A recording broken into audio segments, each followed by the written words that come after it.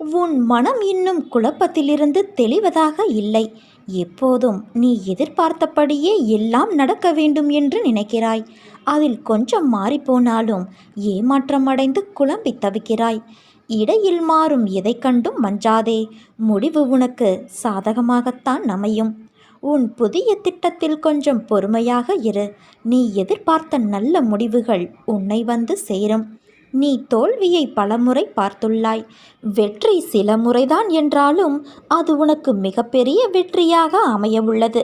நான் இருக்க பயம் ஏன் உனக்கு? நீ வெற்றி பெறுவது உறுதி. என் பிள்ளையே, நீ மகிழ்ச்சியாக இரு. உன் வாழ்வில் உள்ள இன்னல்களை நான் போக்குவேன்.